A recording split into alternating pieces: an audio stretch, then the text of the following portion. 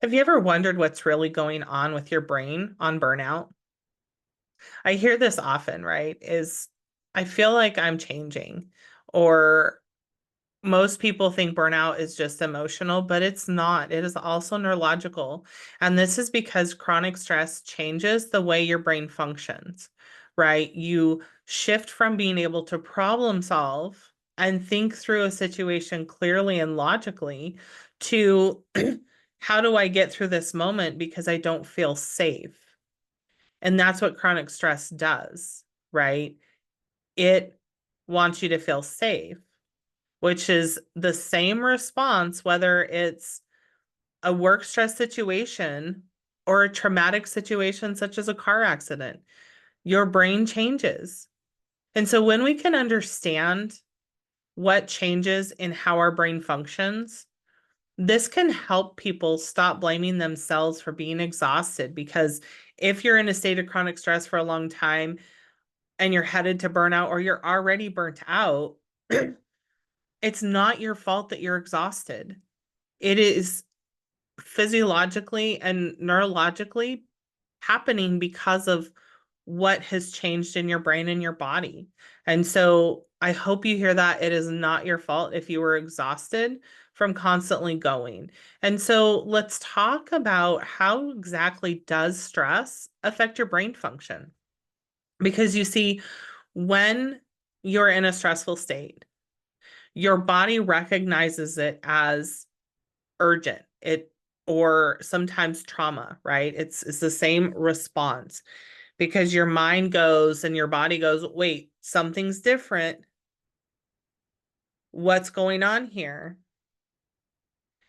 And it will go back to that fight, flight, freeze, or fawn mode, which is all survival, right? It doesn't detect this is just a very difficult work meeting from this is an unsafe physical traumatic situation.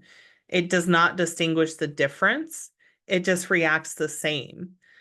And so when the your brain detects this threat, right? That logical part of your brain, which is up here in the front, it goes offline because your brain is designed to prioritize survival over long-term thinking. And if we talk physically, what happens, right? Your body takes all of that energy, or we call it adrenaline in the moment, and puts all that energy to get you through whatever situation it thinks you're in danger from, right? So this is real or perceived. And so when all of the energy goes to that, your body stops digesting food because it doesn't have the energy resources to put to that. It puts it all to the situation. So long-term thinking, critical thinking is turned off.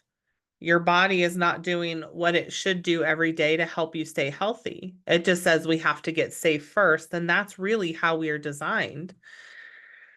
And so those cognitive resources that you have, the ability to think, become very focused. And it's all about the immediate situation and the immediate demands. And how do I get out of this? What do I change? What do I need to change? Right? It's not about all the other stuff. It's just the immediate.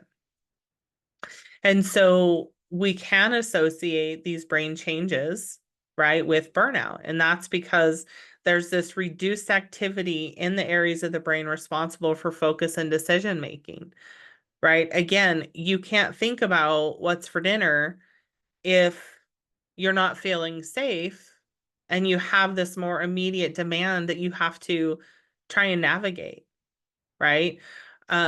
Oftentimes there's this increased emotional reactivity and irritability. And that often comes out towards coworkers when you're burnt out. I've done it. I'm not proud of it.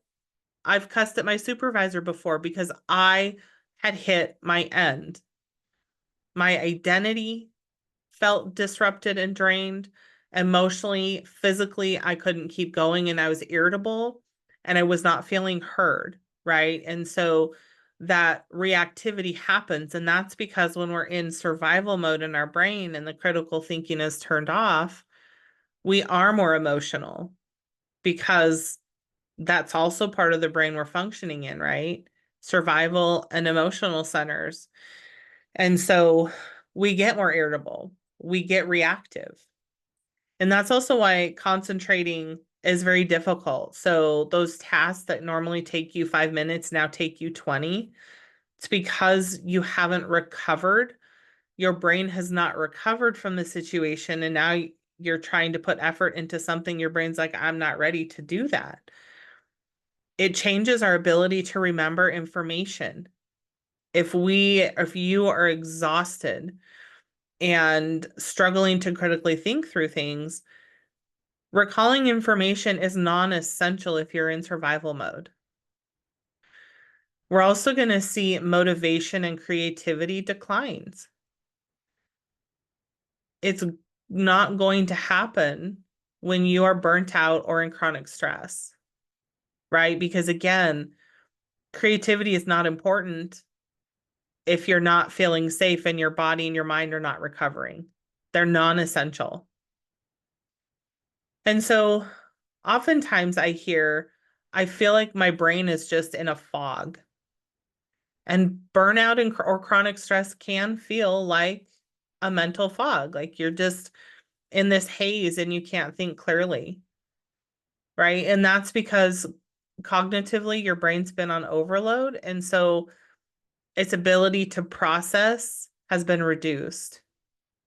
So if you can't process, you're just going to feel like you're in this cloud or this haze of stuff, and there's no clarity to it. Decision fatigue can also accumulate throughout the day, meaning the more you're in this chronic stress and the more you're just trying to get through each situation or get through the day, each decision feels more exhausting. Each decision feels like you just want to throw away the towel and not even think about it, right? Because decisions require thinking, and you don't want to think if you're in a mental fog or if you're burnt out. You just don't want to. It also happens if there's a lack of restorative sleep, right? So I have other videos that talk about sleep, and sleep is an important component of my program that I talk to every coaching client I work with, because if we are not sleeping, our bodies and our minds are not recovering, right? So it's not just about rest for the body, it's restoration. So it's like after having surgery, right? What did the doctor say? Rest, get sleep, because the body repairs when you're sleeping. And so does your brain. Your brain goes through this detox process when you're sleeping.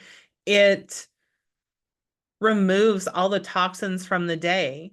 And let's even go back to REM sleep, right? REM sleep is where your brain is really active. It's processing everything you experienced for the day. Or if you've experienced the trauma and you feel like you're having these nightmares, your brain is trying to process the events so that it can clean it out. So it's not taking up any more mental space and getting you out of this fog. And so the brain has to also recover.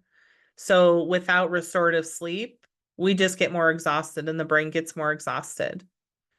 But it is possible. And that's where sleep is so important. And I talk about it. It's one of the first pillars in my sustainable performance program. And so there are things, right? That's the first pillar in helping your brain recover is, are you getting enough adequate sleep and recovery cycles? So recovery cycles aren't just about sleep. Yes, you're going to hear me talk about it all the time. Sleep is so important. Protect your sleep time no matter what. It's also recovery cycles. So for some people, yes, it's about vacations. Take time off work. That is important. You have those benefits for a reason, and you need to use them so you can keep functioning well. But recovery cycles are also about what you do periodically throughout the day, because there are small things, micro habits you can build in that are also going to help you in these recovery cycles.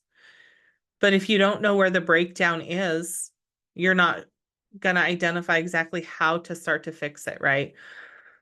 When we start to reduce that chronic stress exposure, we also help the brain recover. And so you might be saying, Deidre, how do I reduce exposure to chronic stress?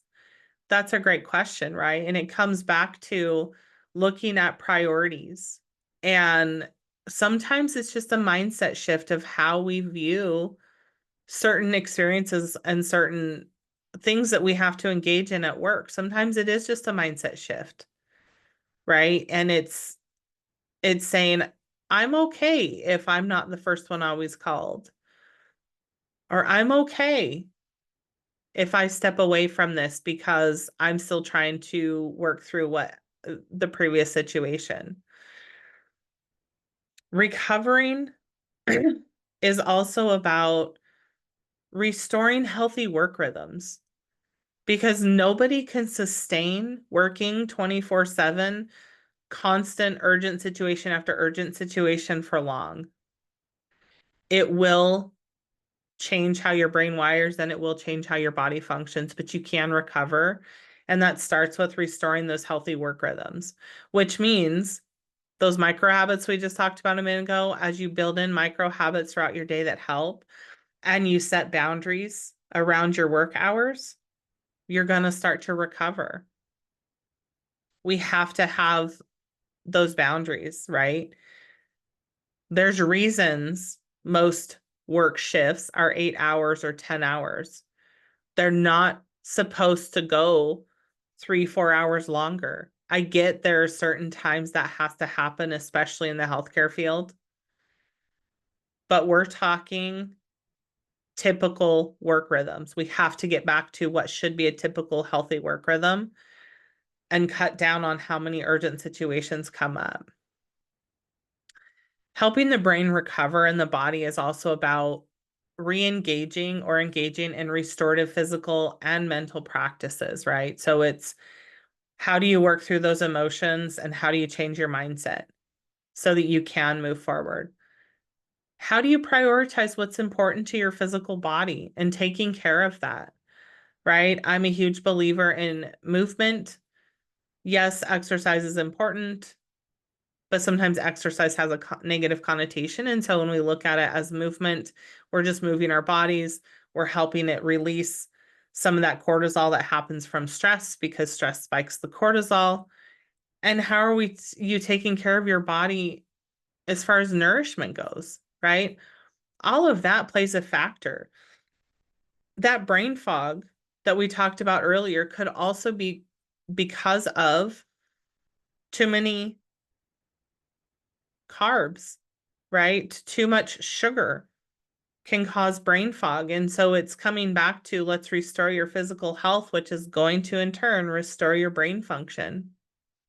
And so if you're questioning and wondering, I've been feeling like I've been struggling with brain fog for a while, or I've just been constantly exhausted and I'm not sure how much longer I can keep going and I'm getting enough rest, but I'm still feeling exhausted. Or maybe you're just constantly irritable, right? Irritable with things that wouldn't normally bother you. These are all signs that you might be experiencing burnout. And so if you're wondering, I do invite you to take the burnout assessment quiz I designed. It is linked below. It is just to help you understand your current stress levels and where you're at so you can make a plan to start to recover or prevent hitting severe level of burnout. Because burnout is not just emotional fatigue, it is a neurological response to chronic stress.